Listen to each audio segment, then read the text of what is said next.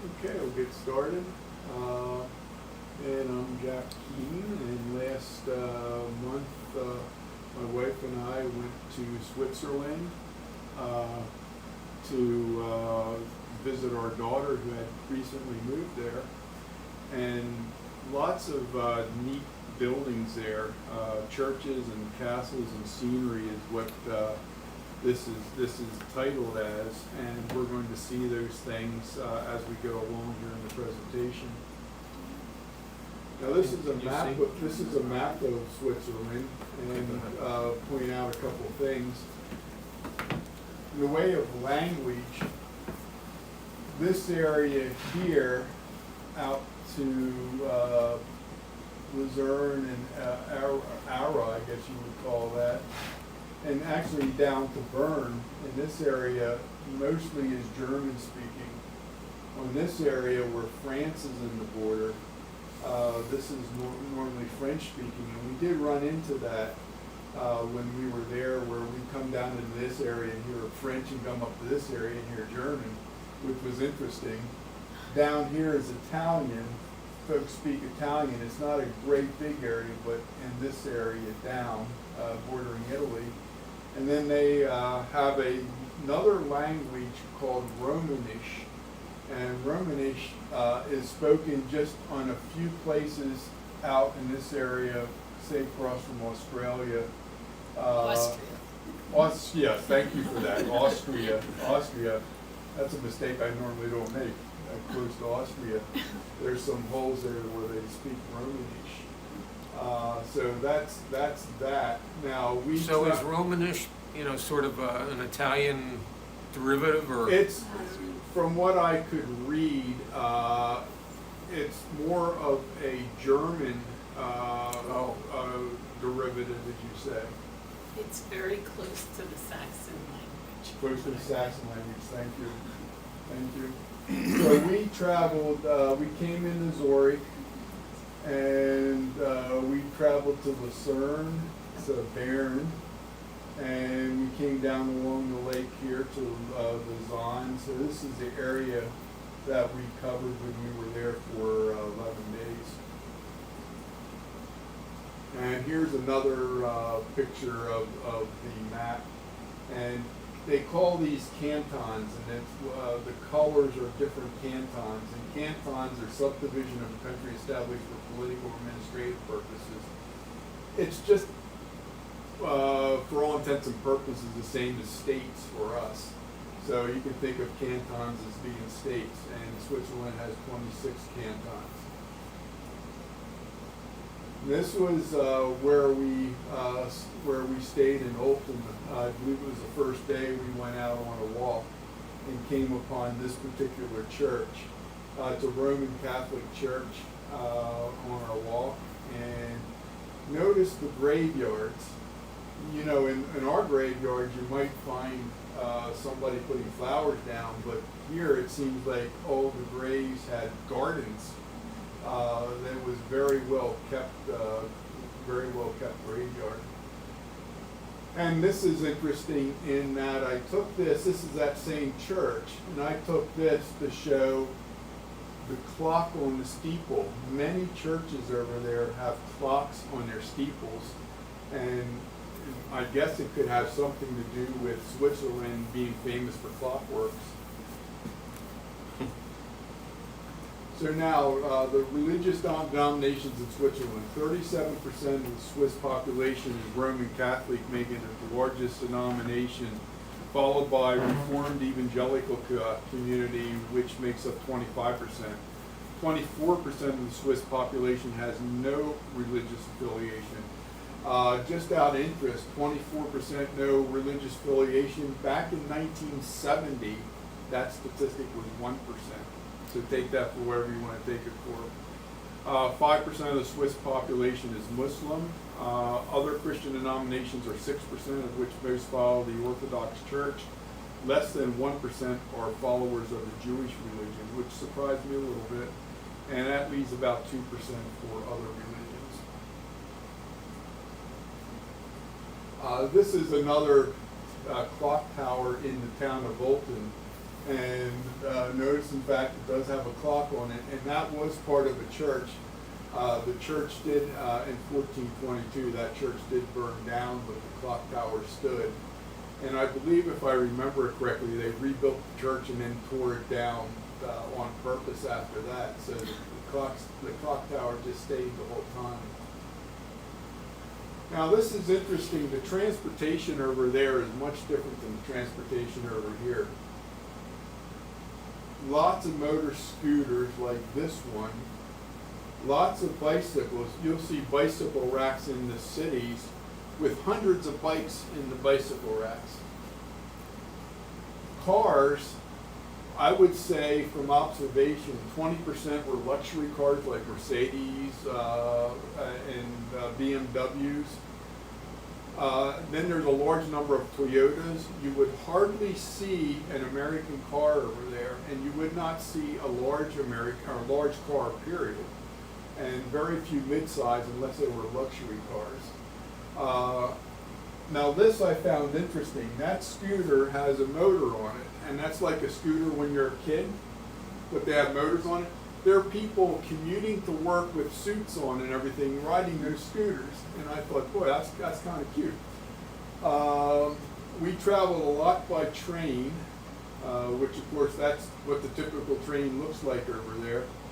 In the cities, you saw many streetcars, and a lot of travel by buses from city to city and within the city. Now, to give you an idea, my daughter and son-in-law, they don't have a car because they travel just by bus and by train, and they work quite a ways away from where they live. So those alternate modes of transportation is really popular. And this is in fact the train station in Alton. And again, another church. In the streets, there were a lot of streets that were sort of European. They were narrow. You didn't see cars on them. You walked on them. And we, like, one time did eat outside of one of the restaurants. And it's kind of nice because you don't have cars going by. The streets were narrow. They're very beautiful. Now in Alton, in that town, there's also a museum, and each floor sort of had a different genre on it. As you can tell, this one had animals on it. And I thought that little car was kind of neat. Now this I took a hard look at this particular slide. On the right side, that says Martin Luther's, I took French, I didn't take German, Postolith, something to that effect. House Postile. House Postile, okay, thank you. And so I had to look that up. Whoops, that went too far. I had to look that up, and it said from 1531 to 1535, Luther delivered many sermons which were known as the House Postiles. The word postile comes from Latin, which means after these words of the text. Luther, like every Christian father, was the spiritual head of his household, and these sermons were meant not as a replacement for Sunday divine services, but as a devotional supplement. And I'll bet you that book is worth some money, because that looks like it's the original book. That's true. Another town that we ventured to was Aarburg,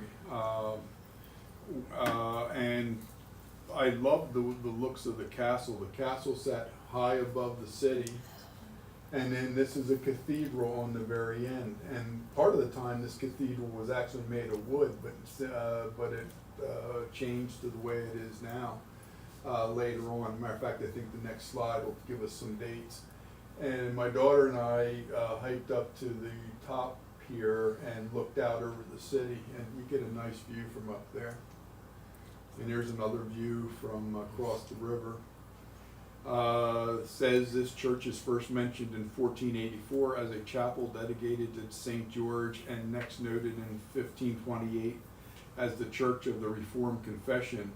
Zwingli started the Swiss Reformation in 1523. This was a contentious period for the church, as the Reformation was transformed into almost total war. Until 1840, the chapel was a wooden building which was destroyed in a great fire May 4th of 1840. And this is another church in Aarburg, and this German saying that's written here, it means "I give you my peace." Now we went to Bern, and Bern is another name for bear. And in fact, they had a bear pit, which I don't have any pictures of, off at the side of the city. And this clock tower was kind of neat.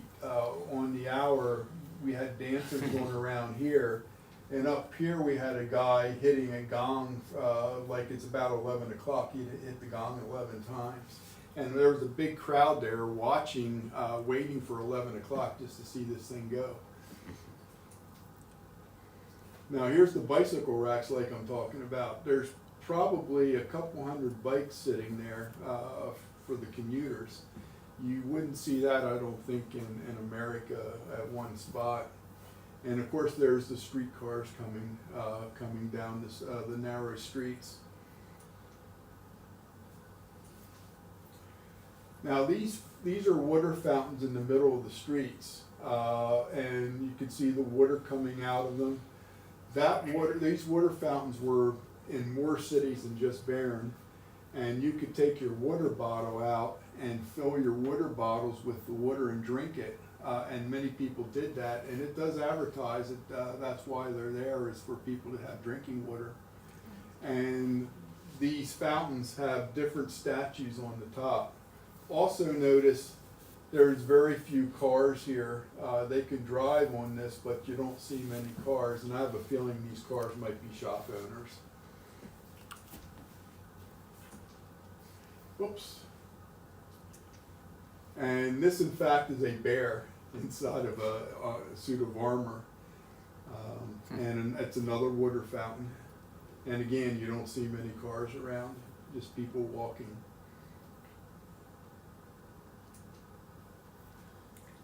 And two more water fountains. They were just all over the place. Didn't have a shortage of water. This is an overlook in Bern. The city was on like 3 different levels, and you look off of one level down a level, notice the Alps in the background. Really a beautiful sight. I think, Heidi, this was your picture. It was a very, very nice picture. And this is a Bern Catholic Church. And a Bern Gothic Church was a French-speaking Protestants, where we, Germans and French meet pretty much right around this city. But it's mostly German, but this in particular church was French-speaking. Now what makes a church Gothic? 5 elements: large stained glass windows, pointed arches, ribbed vaults, flying buttresses, and ornate decorations.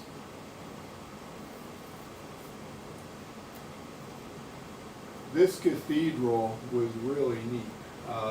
This graphic shows the progression of it being built. And it's the tallest spire in Switzerland. And we're going to see a few more pictures of it. Whoops. Bernminster, which is that cathedral, is a Swiss Reformed cathedral or minster in the old city of Bern, Switzerland, built in Gothic style. Its construction started in 1421. Its tower, with a height of 330 feet, was only completed in 1893. It is the tallest cathedral in Switzerland. The Swiss Reformed Church is the Reformed branch of Protestantism in Switzerland, started in Zoric in 1519 by Heidi Zwingli, who lived from 1484 to 1531. Now here's a picture of that spire from across the river, and there's a picture of it close up. Now my son-in-law and I hiked to the top of that thing, and I'm in fairly good shape. I can walk all day, not get out of breath, that kind of thing. But by the time we got up there and getting up to the top of that spire, is round and round and round on steps. And by the time I got up there, and I have this on video where I was videoing, I was out of breath commenting on the video. So, and this is also sort of a thing, and I think this is of most European cities. You can look across, you don't see so many skyscrapers like you do in American cities, but you sure do see church steeples all over the cities. You were also climbing it when the bells went off. Yeah, and the bells went off. We were up there right where the bells were. And this is the front of that church, inside all these cathedrals and how beautiful they were. I says, can I take a picture out there of the inside of the cathedral? She says, well, I think you can if you go up front and ask permission of the people up there worshiping. I said, well, I don't want to interrupt anybody that's worshiping. Can I take one back here where we are? And she says, yeah. She says, I don't see any problem with that. So I took a picture there. Do you think Pastor Stephen will let us open a gift shop here in the area? I wonder that. Talk to session. Talk to session, right. And this is from the top of that steeple, this is what you see. Top of roofs, and again, you can see the Alps in the background.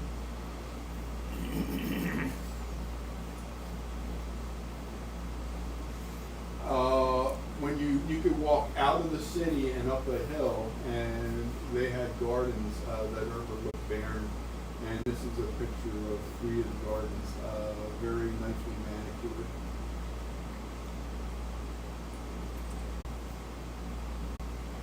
And just some more scenery walking around Bern.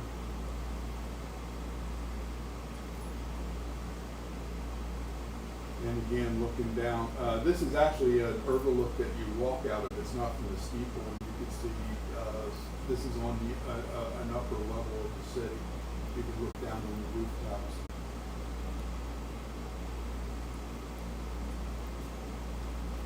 Now this is showing castle. We visited a lot of castles. This has a moat that it used to go around it. I don't think Heidi, I don't think the moat went over on this side. I'm not sure if we went. I guess we did go over a bridge to get over there. Yeah, it goes all the way around. Notice the railroad tracks because we did take a train down to the castle. And again, a beautiful sight. And one thing about castles, or at least the ones we visited, they were very well maintained. Some more pictures of that castle. Now I'm going to show you in a slide coming up something about these highways. I have a comment about that.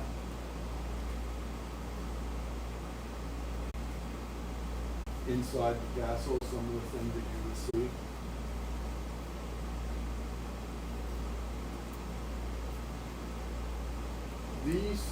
It was amazing to me how they build bridges along the sides of the hills and the mountains. I thought, man, this is an architectural wonder where you would see these. That not only was here, but you would see that a lot of places as you traveled by train. One on a Sunday morning, I guess it was, we took a walk and we walked under one of these back toward Alton where we stayed. I just thought, instead of building it into the side of the mountain, they just built a lot of bridges. And this is from the castle, by the way. And there's the castle. We got on a boat, took a boat ride from the castle, and that's the castle from where we got on the boat.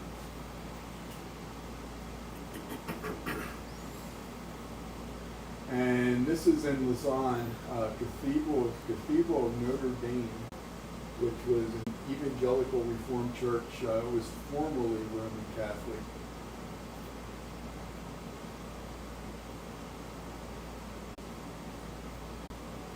And this is on the wall of that cathedral, Pierre Viret. I will cover him a little bit later here in the presentation. He was a Swiss Reformed theologian, evangelist, and Protestant reformer.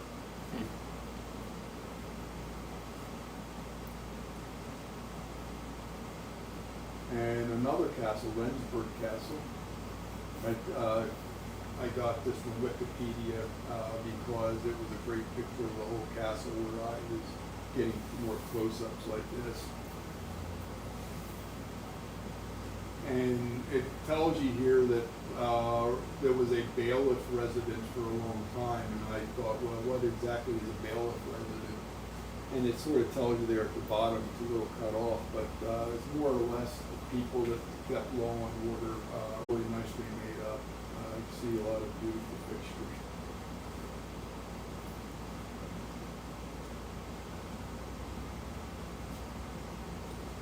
Now the Niederhorn, one of two tall mountains that we went up. We didn't climb them by foot. There's interesting ways to get to the tops of these things. This started out on a funicular railway. And a funicular railway is another way of saying this is a cable car on tracks. That makes it a funicular railway. And this is starting up from, you can see the station at the very bottom. And so we're starting up the mountain. And then we got off of the funicular railway, got in a cable car, and went the rest of the way. And that is Lake Fune in the back. And this is what they have at the top of the Niederhorn. And a little restaurant off to the side.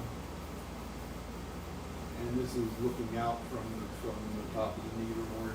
This is looking to the west side, where again you can see the Alps in the background, the Swiss Bernese Alps, and then that's looking out this is looking out the west side. That's looking out the east side of the top of the mountain.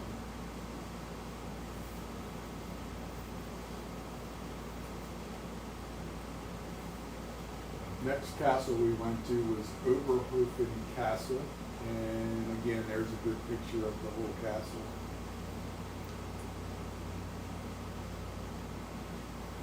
And what's nice about this was it went through several owners, but in the end, an American lawyer, William Macy, bought the castle in 1940, established it as a foundation. Thanks to him, Oberhofen Castle became affiliated with the Bernese Historic Museum, and in 1954, accessible to the public. Since 2009, the castle has been an independent foundation. That's another way of saying that this particular American lawyer, when he bought it to open it up to the public, which was a very nice thing to do.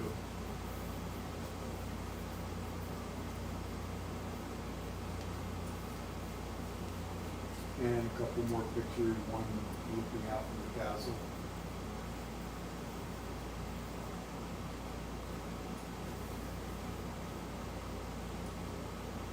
And inside the castle, there's my wife and my daughter. She's taking a picture of you, I guess.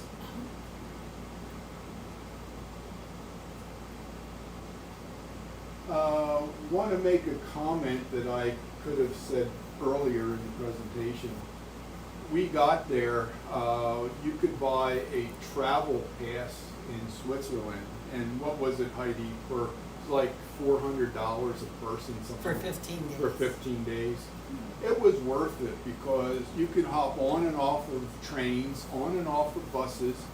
You can, like the cable cars, the funicular railway, all these things you got for, I'm going to say for free, but it's off of that $400 pass. Not only that, but you could also the go to cable the cars were half price. You could also go into castles. We got in there for free, again, because of these passes. And in Zoric, the train station, and again, you can see, and we'll have a close-up of it, church spires are the highest things in the city. And this is what a lot of the streets look like. Again, narrow, don't see a lot of cars, and the buildings are very European. This is the oldest observatory in Switzerland, and lots of statues around the city.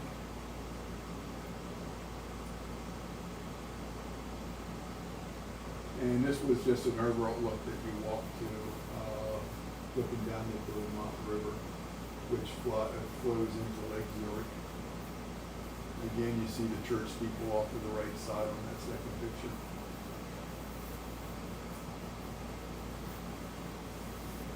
And the same river. Two different church steeples.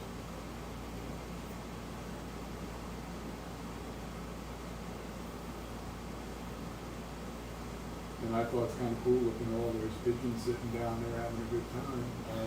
That is in fact Lake Zoric that the river flows into.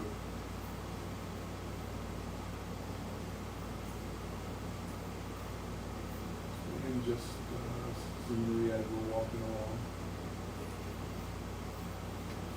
along. This is the Zoric Frau Munster Church, and what I thought was kind of cool about it. These are wooden figures that people made and painted, and across the front of the church entrance, that's just a few. I don't know, there might have been a couple dozen of those wooden figures right in front of where you enter the church.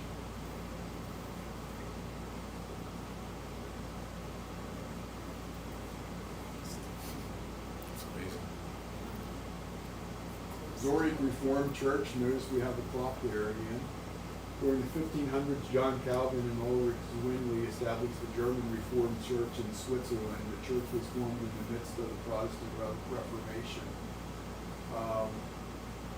And a word about Swiss and clocks. How did that whole thing start? Well, back just before the Reformation, as a matter of fact, right around 1500, the first watch was made by a German who emigrated over to Switzerland. If you can imagine on your wrist having a 3-inch long oval watch, that was the first watch. And a lot of Germans came into Switzerland and established clock shops, clockworks, if you will. And on the other side in France, the French Huguenots were banished from France, and they all came to Geneva, and a lot of them made clocks. So that was sort of the beginning of making clocks in Switzerland. And one attribute about Swiss watches and clocks, they are made to last a lifetime and more than a lifetime because all of their works inside their watches and clocks are made of metal. They're not plastic.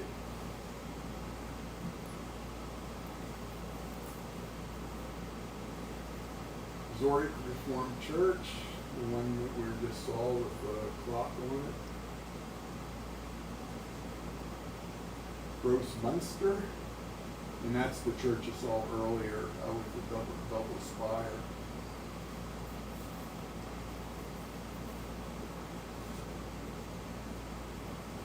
I looked up, I was wondering about the word Munster. Did you take German by any chance? Yeah, I lived in Germany. I was wondering the definition of Munster because you see that especially with church names. And the only thing I could find going through the internet was there were towns called Munster, it was a name, but also it's a derivation of Munster cheese. And I'm going, well, does that really fit here? I'm not sure, because this is in Zoric. I just wondered if you knew any better definition for it. Well, I've never thought about the derivation of the name, but certainly in England they have minsters. Yes, and I thought it might have a relation to that. I'm not sure which one came first. Yeah. I mean, your cathedral, before the 1200s, you had the Norman style of churches because they could only manage to build them so tall. And then in the 1300s was when, for instance, Notre Dame with the flying buttresses, that's how they managed to go taller.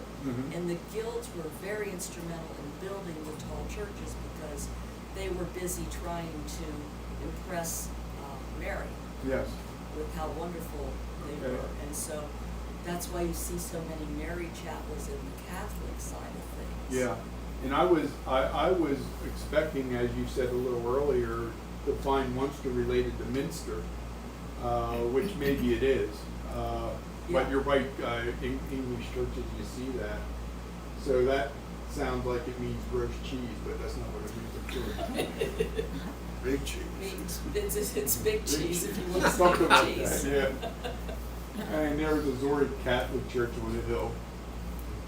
Again, you got a clock on the steeple.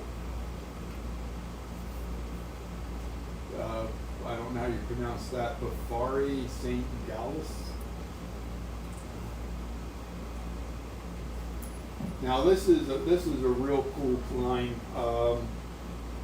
We're starting up by cable car. See way up top there, the very top, that's where we're heading. And we're not walking it. And there's a hotel up there. It's kind of thin air, but you can stay up there overnight in the hotel. So we're starting out on cable car. Actually took cable car up it pretty much the whole way. Highest peak is 6,982 feet. And it's near Lake Lucerne, just outside of Lucerne.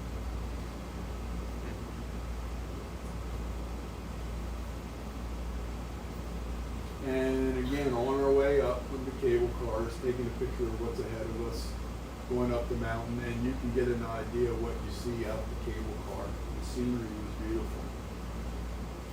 And I'm going to show you a better picture of that right side picture here next.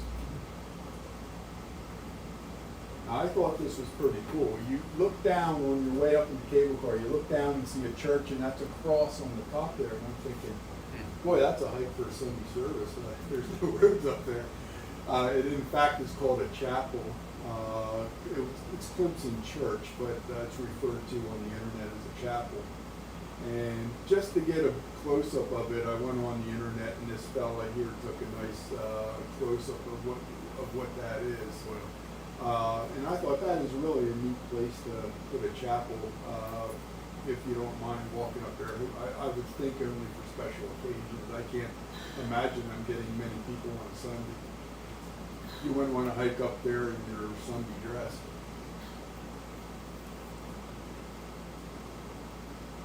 And now we're at the top of that peak. That's looking down on Lucerne and Lake Lucerne.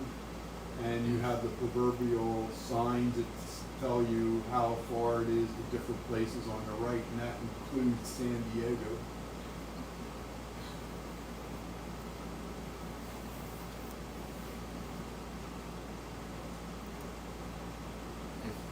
And just another shot of Lake Lucerne, and this is the cable car station at the top.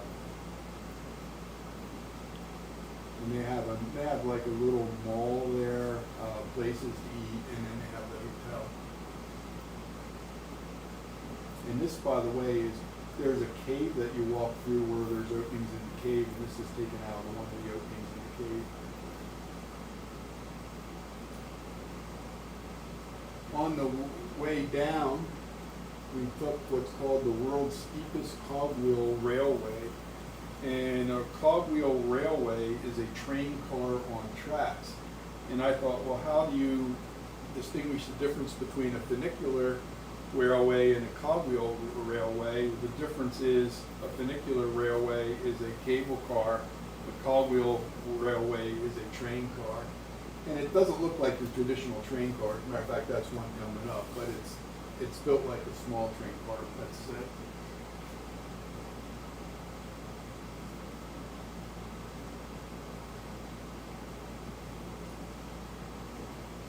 And then we got on a boat and took a boat ride back to Lucerne. And there you go again with the skyline. And what do you see but church spires?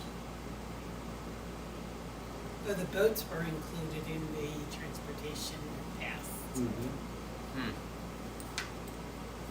What about the cable?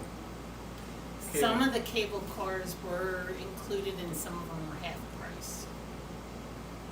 I don't know why. Awesome. Amazing. Like I said, much as that was a 15-day pass, which we were there 11 days, and I'll tell you what, for $400, it was a person, it was worth it. because we did so much in those 11 days. And that's a lion carved into the side of a mountain, and that's a famous sight in Lucerne. Lots of people were gathered around to see the lion. And it's carved into the mountain. It's not like made and put there. Somebody went to the trouble to do that.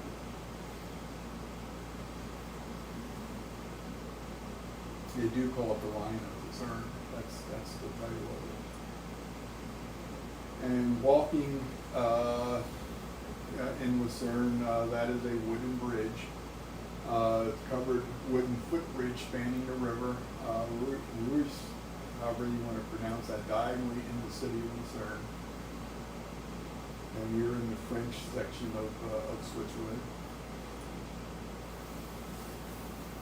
Evangelical Reformed Church in Lucerne.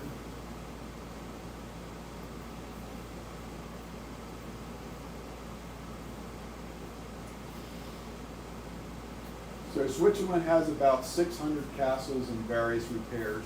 From my readings, it has between 500 and 600 castles.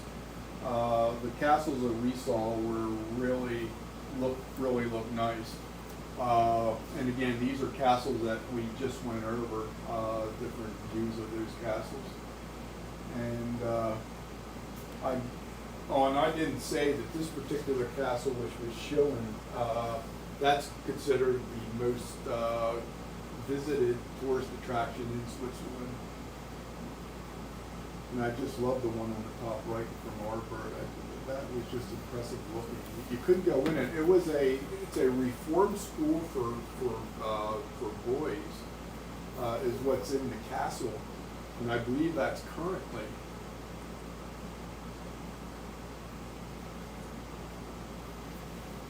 And the term Reformation refers to the time in the 16th century when the church split because of teachings of people like Martin Luther and John Calvin.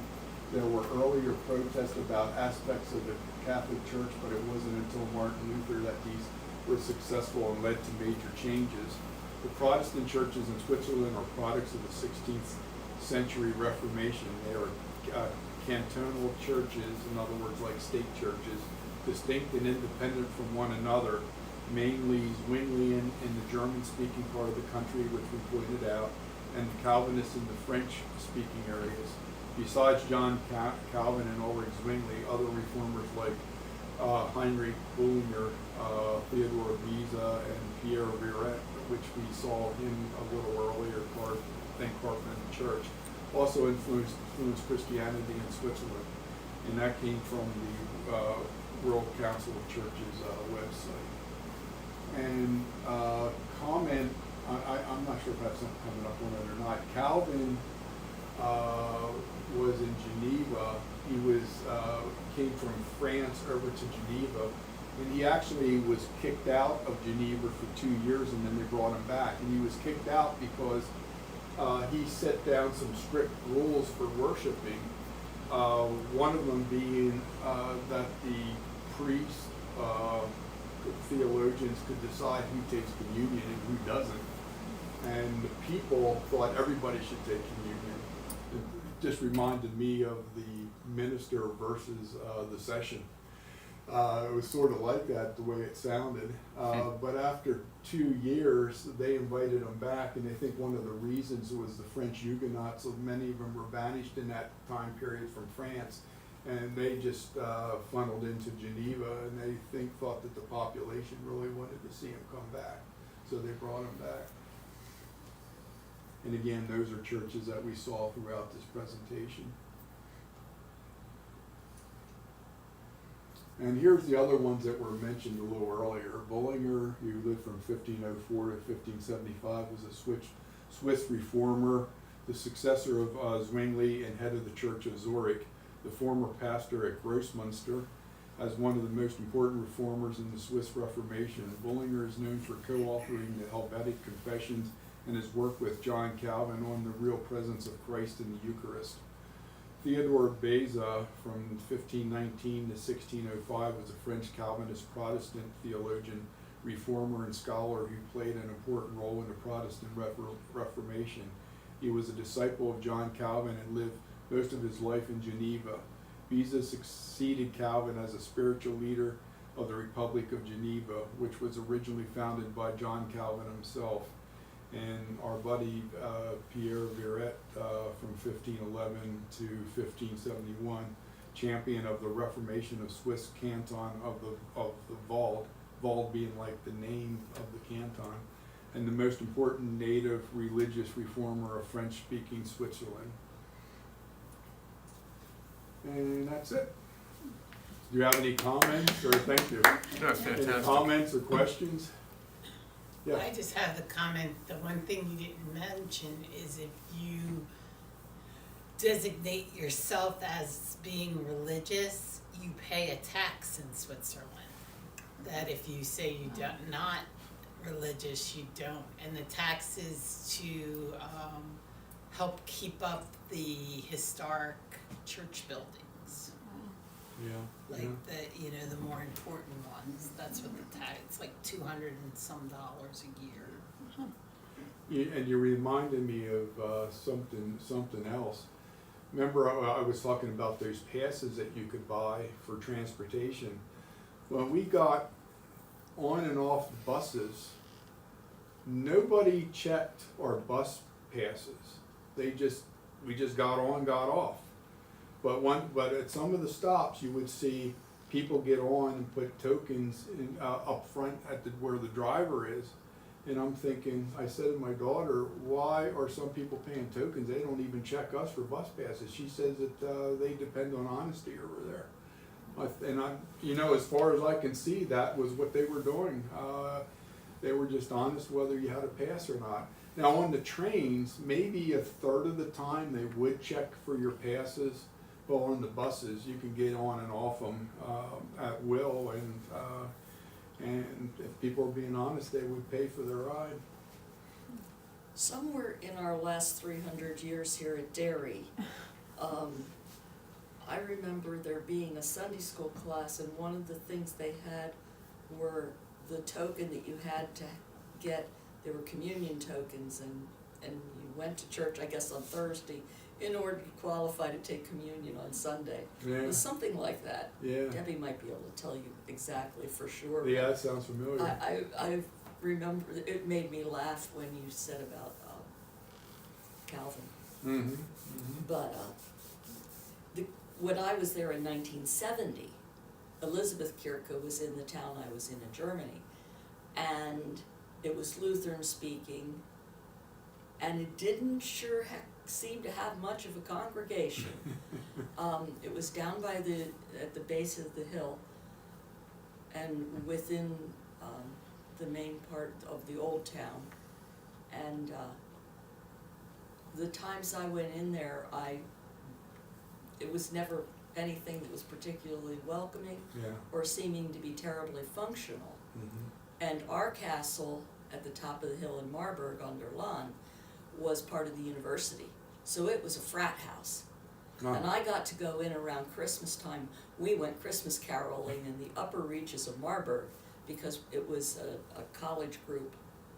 We had about 30 of us in town from various brethren colleges, and we caroled through the old city, and people were hanging out the windows, and they were like astonished because apparently that's not a tradition there, or in 1970 had fallen away and was no longer. But I guess caroling is more an English tradition perhaps than German, although we have a lot of certainly Christmas translations of, Yeah. I did songs. read something before about caroling, and that sounds familiar too. Though back in my mind, I thought it was a German tradition, but I'm not sure. Yeah, You I might be can't- right about that. yeah. Yeah. The other thing, they have blue laws still in Switzerland. Like on Sunday, you're not going shopping, not They're all even, closed. there are some grocery stores open, they're more like the Turkey Hill type things, like quick marts. But you're not going grocery shopping, you're not there are some restaurants open, usually the ice cream places are open, and then all the places that have to do with family entertainment are like open, like the water, it Museum. was very hot when we were there, so the water parks and things along the river were all open. Yeah, Yeah. museum was open. And the water is that blue. Mm-hmm. Oh, yeah. Mhm. Yeah. I put my, when we did down in Luzerne, we did sit at the end of against the lake and Lynnsburg Castle, yeah. in the lake, but there were a couple places I was so ready to just take Stick your feet in. I was ready to take a leap in. They take a leap and you float down and you get out further down, but you have to know where you get out, because if you miss your out, you could be floating for a long time. And you see a lot of that. They put all their stuff in a thing called a wet bag. And they shove all the stuff in the wet bag and they jump in the river. Mhm. And then it was hot when we were No there. Yeah, alligator. yeah. No alligator, the water's clean. And it was hot, Fahrenheit, it was 90 to 100 degrees. And then we found out that my daughter's apartment did not have air conditioning, nor did most places have air conditioning in Switzerland. Most independent residences didn't have air conditioning, so they weren't used to that hot weather. Another note I have here that I didn't mention, the cantons, we did say earlier that those churches, each independent church in each canton sort of went their own way. If they liked this, they would do this. If they didn't like that, they wouldn't do that. And each church made some of their own decisions. But in 1920, they made the Federation of Protestant Churches in Switzerland. They were diverse in their constitutions. They had over 2 million members, 1,800 pastors, and almost 1,000 congregations. So they did make a federation in 1920 to try to get the churches together for common themes. But in essence, the churches, this church and that Protestant church, could have some different rules and regulations. They weren't all on the same page necessarily. Anything else? And the cantons have different holidays. Remember we were there and the canton that my daughter lived in, there was a 2-day holiday that the other cantons didn't have. Yeah. She didn't know what it was for, but it, They had a everybody holiday. was off. It They was did a have a holiday. holiday, they were all off work, yeah. All right, well, I thank you all.